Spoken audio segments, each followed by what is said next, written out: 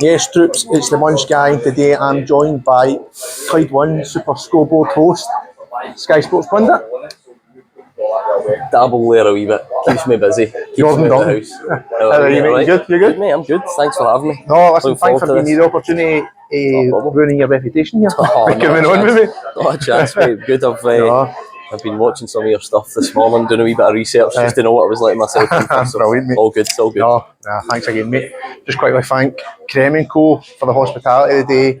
You been in before? Do you know, I haven't, but it's a good start. It's a very nice latte, and I love a good coffee shop, so I'm always on the lookout. So it's a good local business as well. So if you are watching, make sure you give them a visit. Best coffee round about here anyway, that's for sure. Do you know, anybody that knows me will be watching saying, so I didn't drink, I'd never touched coffee at all until just over a year ago last summer. Like literally never touched it. So I'm kind of the same, and then somebody put me onto it, and I now I'm acting like one of these coffee addicts. Well, I'm exactly the same.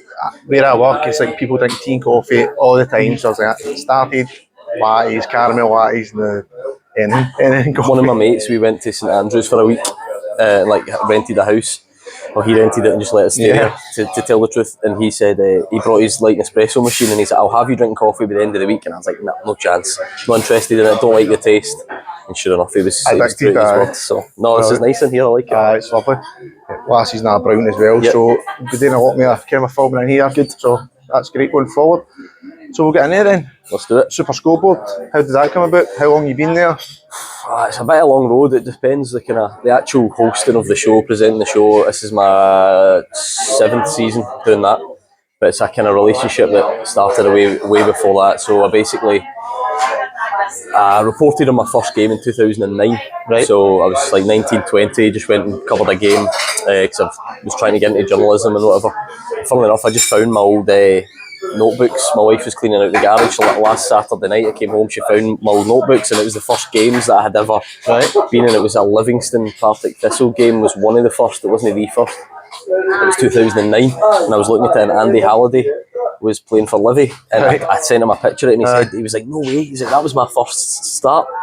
Brilliant. And now obviously he works in the show, and on the opposite team was Simon Donnelly, who also works in the show, so he was at like the very end of his career, and he was right at the start. I couldn't remember. So anyway, that was kind of 2009, started doing games. That kind of built up. Then round about 2012, I was finishing I did a postgrad in broadcast journalism, so I was finishing that about 2012. That's when I started kind of working there through the week. But I did a bit of news and dabbled in a few other things just to do whatever they told me, basically. Yeah. And then 2017 was when I started hosting the show. So doesn't feel like that. It's been great. Like genuinely, you know that like cliche of just love my job. Do you know? Like, not doesn't feel like you're at work sort of thing. So and it's given me so many great memories, even doing news and stuff like that. I don't think different people and stuff like that. Brilliant. It's been an interesting road. I'm a big fan of the show. Love it. It's quite yet to be a first-time caller. I've yet to. Tonight could be the night. It could be. It could be. But you get some characters phone in, do you know? I always say to people, see if you think that right, think about the people that don't get through. That's what I always say. Like, think about it. That's the phone lines red hot. That's the most normal people are the ones that get through. No, it's and I do like that. Like, I think maybe I think my attitude's probably shifted on it where, and I know loads of people do this. They'll listen and go, listen to that idiot. So I'm now genuinely not like that. Where I try not to look down my nose at like MD's opinions. I always think like. It's a bit deep, right? But we're all just like so interested in this in football. Do you know what I mean? They're all kind of bound together in a way by it, even though we're all disagreeing. So I don't really care if they're funny or serious or daft or whatever. It's all you must find it a wee bit harder now though to keep a straight face now that it's been streamed. Because professional. I'm quite like facially. I think I've got quite an animated facial expression. So it was something I was not worried about, but conscious of when we brought the streaming in. I was like, right. I try not to react too much, but I see it. I can't help it. People will clip it up and they'll zoom in and say me. Well, even if it's just me rolling my eyes or like head in my hands, and no doubt that'll get misinterpreted like one way or the other. No, of course, all the same. And then the other ones, like I used to be able to see the producers through and now I can't. So, and when it was just radio, I'd always be like cut this, not cut this off, but like, right, I need to move on maybe or whatever, or the pundits and I. they might be saying something and I'd be like, shut up, or maybe even worse, like hand gestures flying about. So can't really do that anymore. I suppose when people are spilling their coffees and that on the table, that doesn't make it any easier. Like working with big children, that's the problem. I've got a 3-year-old in the house, and then you get and deal with them, or even worse. It's quite something. And you beat the pundit as well. I love see it playing along the car. I always think in the car, I'm flying here. This is easy. This I'm going to phone in. I'll be phoning in. Then they'll say, has Roger Hannah ever lost? He lost like once or twice, and we moved him on to -1. And him and Andy Halliday, Kenny Miller, to be fair, is on a wee 100% record this year. I'd say like Roger still top tier, like knows everything. Andy's very good and Kenny's good, but I honestly think I'd be the same. People kind of think, people often say to me, why don't you do it? Like charity or like end of the season, why don't you do it? I think you'd be good at it. And I actually feel like with pressure off, I'd be fine, but when it came to the crunch, I'm not sure how I would. No. And that's an interesting one as well. Like that's been on the go since before I took over, so that's maybe about 10 seasons, maybe even more. And exactly. Sometimes I think like, is it time to like rest that, move on, do something else? But every night, so even if the phone lines are quiet, say it's a quiet night, but as soon as Beat the Pundit comes, the phone lines still light up, and I'm like, it shows you that people are still listening and people are wanting to play. The one's still there for it, innit? So until that kind of goes, then we'll see. Got a few years left in it, I think. How's Keevins? How's he to be alongside? He's some man. Take some stick down on social media. You want to talk about food now with him? You want to save food till later on? He's got the weirdest diet and eating habits of all time. So I was thinking on the way over here, how can I make Super Scoreboard about the Munch Guy? So like food, his eating habits are atrocious. So like come on one night and we'll get him in, we'll talk about it. Like before he comes down to the show, if he's looking for like a wee snack, before he'll have a cold tin of beans. I remember hearing that, that's not wild. And that's not remotely okay, that's not a thing. Crisps and mayonnaise. From the tin? Aye, from the tin. Crisps and mayonnaise is like his other thing. And we'll obviously have pies, like at half time or whatever, but see when you've eaten that many, every now and then you're just like, another one. And if we're on Saturday, Sunday for even longer shows, we'll maybe get food brought in, or obviously pick something up, bring it in yourself. So he tried to get a bit adventurous recently, and he came in one day, and like he's so set in his ways, like I was saying, but he comes in, he's like, what'd you make of this? And it was like couscous, and I was like, it's alright, but like, I'm not sure I'd be like rushing to have it at the time, but fine. So he eats that, so he's getting cocky at this point, he's trying to branch out, so next day he comes in with this, it was just a plastic, like kind of microwavable type, straight out of Asda, it was like garlic mushrooms. And I'm like, you're just going to sit and eat that pot of garlic mushrooms at half time? He's like, what's up with that? So it comes, he gets his wee wooden fork, he's eating these mushrooms, and I'm looking going, Mark Wilson says, Hugh, he picks up, he's like, please ensure product is piping hot before eating it, you're meant to cook it. And he was just sitting eating these uncooked garlic mushrooms out of a wee plastic pot. That's nothing if he's eating cold tins of beans, is it? It was that, so food aside, he's one of a kind. So, Motherwell fan, happy with the season? Happy how it's going? It's a weird one because like it almost peaks and troughs throughout the season, where if you'd asked me a couple of months ago, it's like if we stay in the league at all, I'll be happy. And then all of a sudden you do a bit better, and then you go, all right, maybe we can make the top 6. And then I think the Aberdeen defeat there probably kills that off. So you're kind of... I'll say you were robbed 3 point. Anyway, that the VARs for me is the worst thing that's happened to me is Andy Halliday signing for Motherwell. Where every Saturday night we send clips back and forward to each other, like what about this, what about that, right, who's at fault for that goal, who's that, and then if it's refereeing, and I'll say, what did the ref say to you there? What did he say? Why is it? And to be fair, he's as into it as I am. And he'll go, have you got a clip of this? And I'll send him a clip back. Listen, I don't see a lot of Motherwell. I'm a Celtic fan, so I don't see a lot of Motherwell, but when they play against Celtic, it's quite impressive. And the boy Spittle, every time I've seen him, maybe like wee clips on Twitter or wherever I've seen him in that, just scores screamers. He's done so well. And by the way, it's not just that, his assists, his all-round play. I think he maybe had one of his quieter days against Aberdeen for what I saw. He's been absolutely excellent. He's been so good. And then, that's the weird thing, like, see sometimes when a team's down there, you think, I've seen a lot of these seasons as a Motherwell fan, like, you think, do you know what, there's nothing to like about this team in that sense. So, but this one isn't really like that, because obviously like Lennon Miller being so young, Theo Bair's like story of being no expectation coming in and being great. Flying as well, Lennon Miller's unbelievable. Just clips that I've seen of him as well again. so far beyond his time. I think when you watch him, It's great. is he 16? Turned 17, like 17, it's just like you get man of the match on the Wednesday night, and then like passed his driving test the next day against Livingston. And like Big Theo Bear, like I did that thing for. I'd like to see it's hard though, but like players like Lenny Marr, I'd like to see him staying in Scotland. It's a difficult balance. It is hard, but as long as they go somewhere that they play a bit, certainly you wouldn't want to go into an academy down there. I don't I think you should be ahead of that. End up going missing. I mean, we've seen it many times, but this is I'm a Celtic fan, so for me this season, the same as how you feel with Morrow, hot and cold.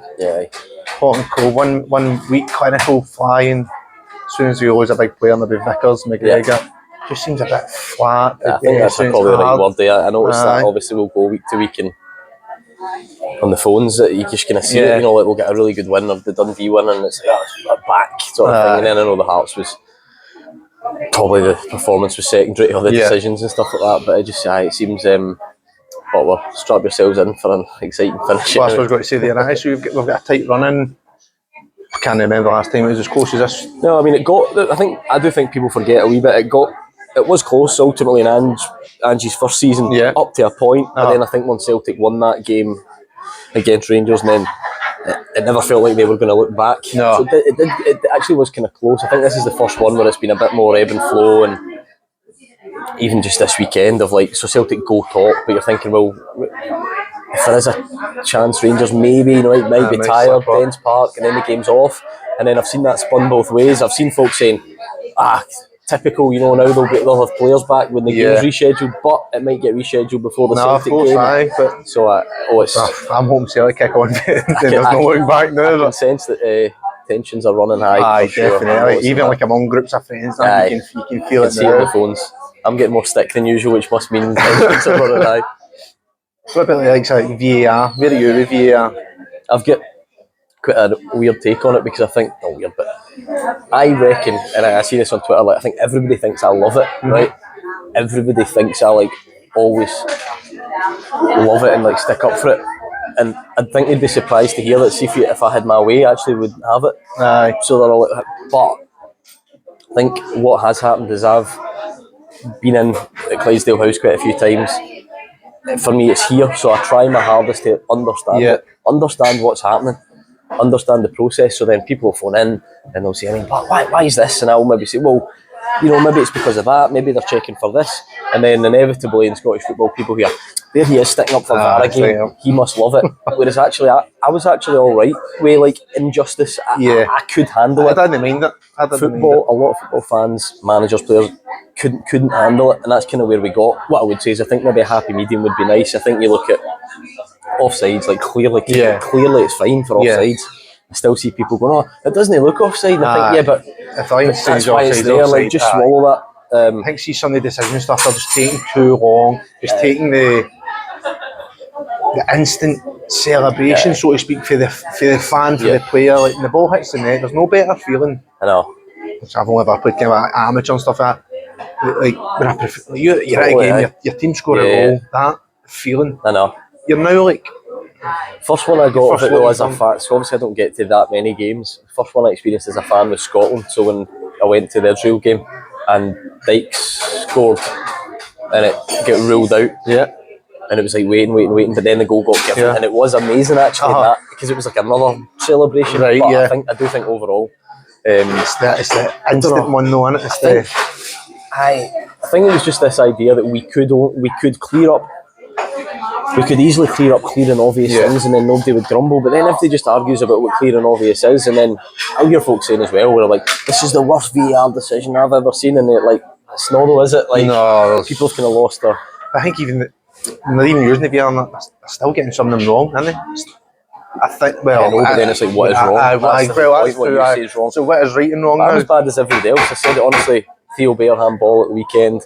The penalty Motherwell didn't get. I'm sending them to Andy, him and I. So I'm at the core of it. I'm like everybody, but I think we could sort of calm down a wee bit on it. Right? Just like take a breath, try and understand what's going on. But then it does make it hard. I've said before, like I try and understand them, and there's only a few that I can't. So Wata's handball at Tynecastle. I genuinely can't understand it, because it goes against everything that I've been told or I understood about what handball was meant to be. There'll be a few of them. Even the one, was it start of this season? Last season? The Burnaby one? Players, some? I know. Players aren't even looking, they're sitting there like... I think what I was told about that one, because that came up at a briefing, was like, yes, that's very harsh, but the arm is out and the ball's heading towards goal. So I don't agree with that. But I'm like, right, okay, fine, see if that's what you're saying. Yeah.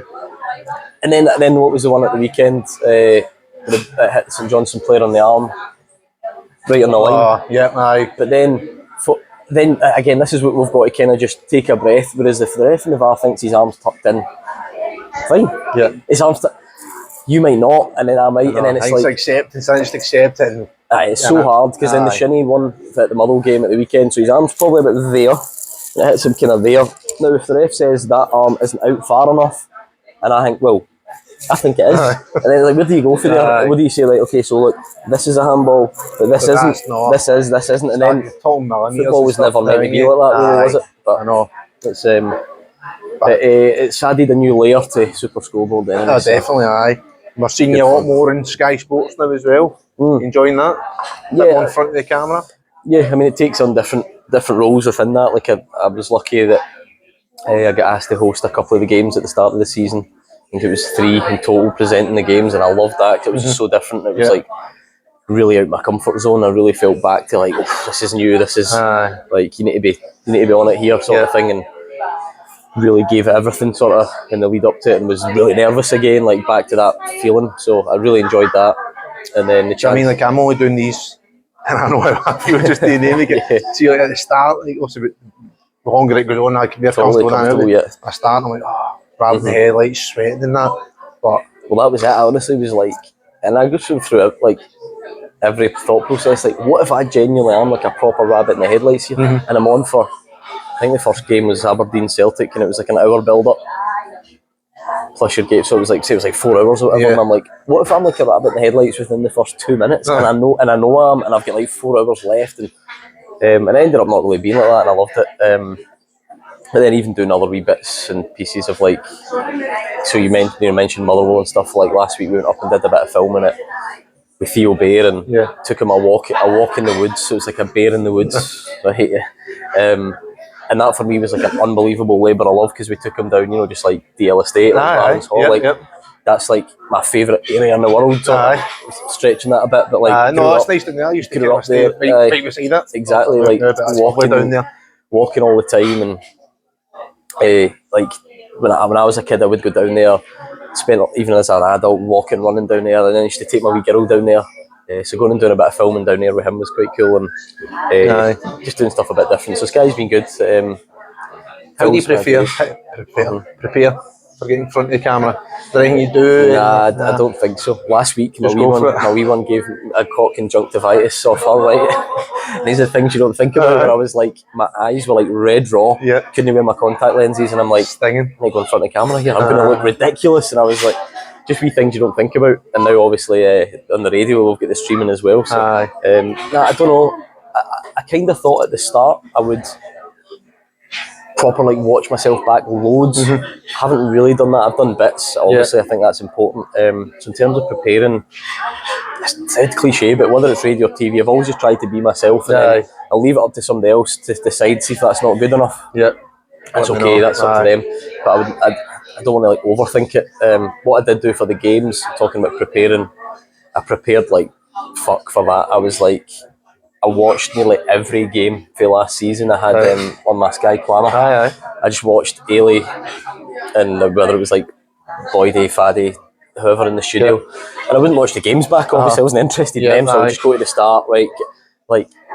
Just kind of try and pick wee bits and stuff. And not to do what they do, but just to right, what's happening here, right? Okay, they're about to go to a break. So what do they do? And it goes, right, she's actually not on screen when it goes to the break. There's a wee montage of something, right? I need to talk over that, right? So at that point, I can probably have it kind of pre-prepared. Right. So when they come out of a break, what happens there? Right. Okay, it's about to get to half time, and I just sat for ages.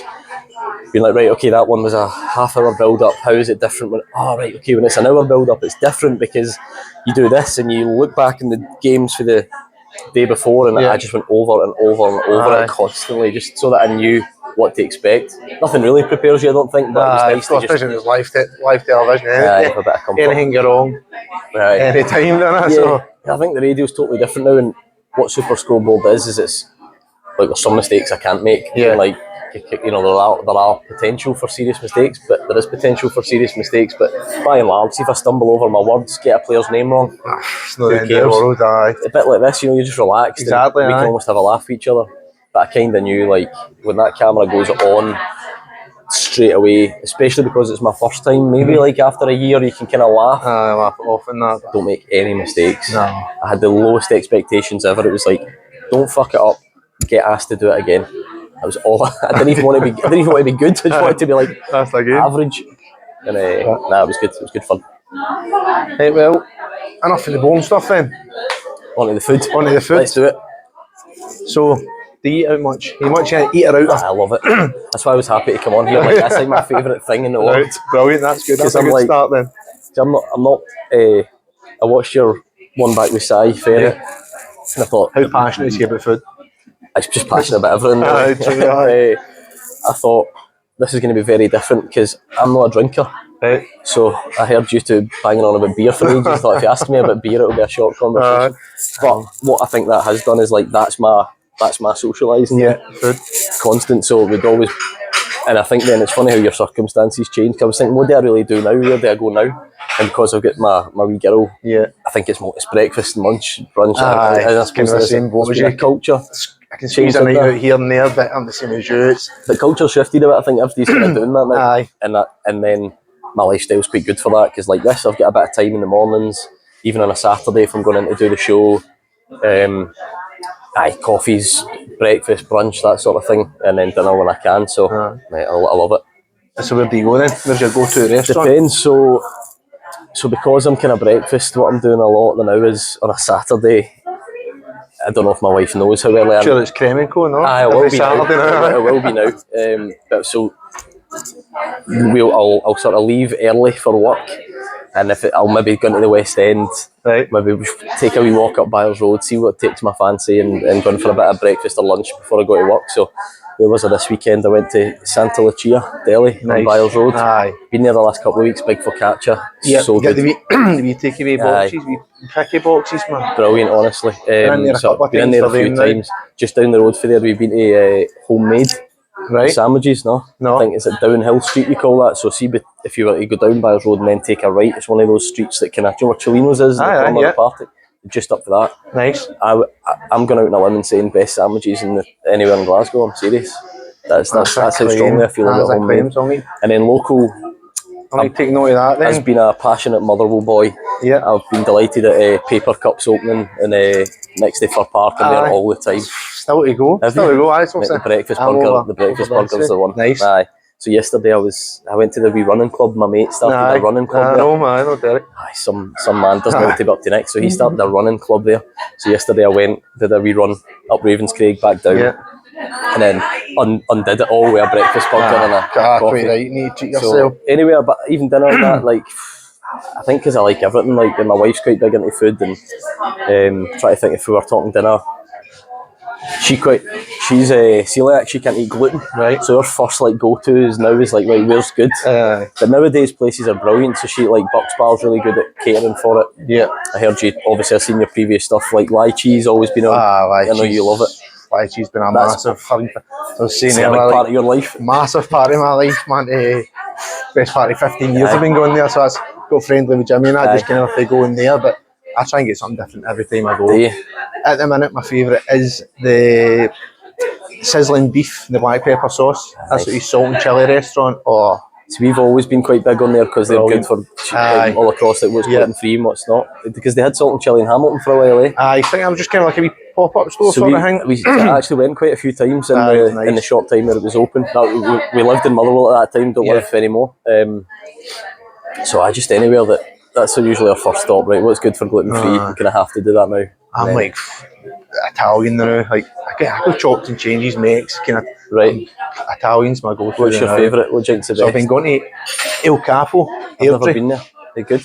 I've heard good things I about was it. actually in there again I think I yesterday. saw that in your... So they've done. They started actually a lunch menu through the week. 3 courses, 14 quid, 13.95. Can I argue with that? No, and honestly, yesterday, what about yesterday? The mussels, unreal. Mussels. The main I got was rigatoni al forno. So it was like a chili bolognese, chili fruit with rigatoni pasta, and then their homemade sticky toffee pudding. Superb. So my wife's like Italian heritage. Yeah. So you must be getting some good dinners cooked. They're kind of... Yeah, but when we go out for Italian, she's like I don't know, almost like harder to please, I think. Right, Like, we need to be a really good Italian for them to get excited about it. So we went, big group of us went to Don Costanzo, he been there. Yeah. Went there at Hogmanay with me and my mates and stuff, that was good. Like Santa Lucia, and they've got one at kind of Merchant City. I prefer the Santa Lucia pasta. Aye. That's much, I don't know why. Sugo's good, to be fair, I like Sugo. Every time I go to Sugo, I just go into lychee. I can't say no. I'll stand there Sugo and read the menu, smell like, just get the lychee, it's easier.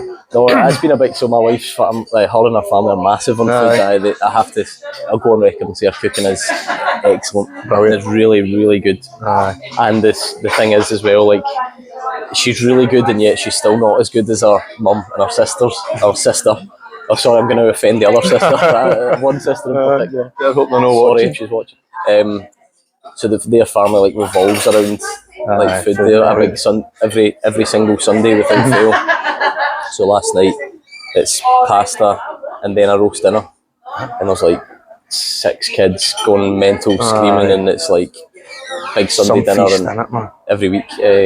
So I have to admit I'm lucky. I'm not great. I'll try, but I'm not great. But that was my next one. You didn't know do much yourself then? I try. I feel like, see, because of my schedule where I'm in during the day, I need a gesture. I try and prepare the dinner. I'll chop the stuff up. I'll take the chicken out of the freezer. I try and if push comes to shove, I can do it. But like it's not as automatic for her. It's just how quickly and how sort of off the cuff she can think about what to come up with and stuff like that. So I do try and put bits and pieces together. But I'm the same. I try. My missus is a very good cook as well. But I try.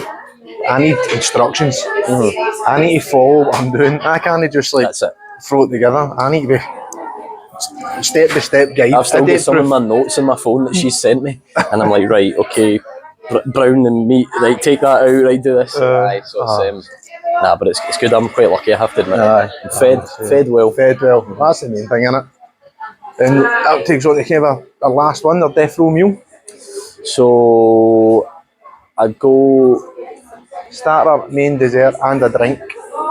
I spoke about this with Sai recently, actually. So I'll probably where I'm stealing this fit. No, that's quite a popular concept. I was going to go scallops to start. Just as long as I've done well, it kind of speaks for itself. Doesn't need done anything else. My main would have to be like, I love like any meat on the bone, right? Anything really. But if I was to force to go like, say like tandoori lamb chops. Right, nice. So like, maybe curried or whatever. Like, try to think where there's good ones that I've had. Like, see chiku. You've been to chiku before. Yeah. See, like that type of thing. So lamb chops. See, I spoke to Sai about that as well. So see, I was underwhelmed with chiku. Oh yeah, so I like it. Mother in the cafe. Listen, I like it as well. I thought that was, but chiku was nice though. But I'll give you that. Do you know what I would say though? See, when I go to an Indian, I'm always like, the curry's kind of my least favourite bit, right? If that makes sense. See, like lamb chops or other bits, that would be like my go-to. So I would go lamb chops, like some kind of curried with rice, and then dessert. I'm a bit more basic when it comes to dessert, so I'm thinking like it's even just like a kind of any kind of like sponge based, like something like that. I'm not mad on like I can eat sticky toffee, I can eat cheesecake, see like the go-tos, but they're not my standouts. And I'm the most boring drinker in the world, so give me a latte, I'll be happy. Easy as that. Well, I spoke to Sai, mine's was the Bucks wings. The wings at the Bucks. I was in Bartender the other week there, and we had the tomahawk steak. So that is now my favourite? Top choice. Main meal. Can you handle the Bucks spicy wings? Just the buffalo sauce though. Si sent me a message about the hot wings, and I'm like, I honestly think that would kill me. I mean, I would. When I watched them, those the ones he was in hospital or something, weren't they? Exactly, like that's not my enjoyable fun, at all. No, I don't want to like shit out it too much. I think I would try it once, but I need to enjoy it. I know. That's the thing. I'm not great with stuff. My wife's giving it the big, and she's like, I think I could do that and stuff. And I'm like, no sure, chance. Not sure. And my death row pudding used to be the raspberry cheesecake with the sorbet from East End Fox. Right. Okay. I've had to change that. I'm back in El Capo yesterday, and the sticky toffee pudding's just like sticky toffee. Aye, that's what I've went to. I'm like a bit like, see when everybody's going around ordering desserts, and then I'm that child who's like, can I just get an ice cream? I'm that adult who does that. A trio ice cream. What flavour do you want? I'm a bit like that. But I just don't think you can go wrong. I'll try other desserts, but nah. See the biscuits and stuff. That's my vice. Sweet tooth. Oh, and there's staring at me. We'll get wired into them. That donut. Well, listen, thanks again for your time. Pleasure. Thanks very much. Thanks for watching, guys. Remember, like, subscribe, and follow me on Instagram, TikTok, and that's a wrap for the Munch Guy. Cheers.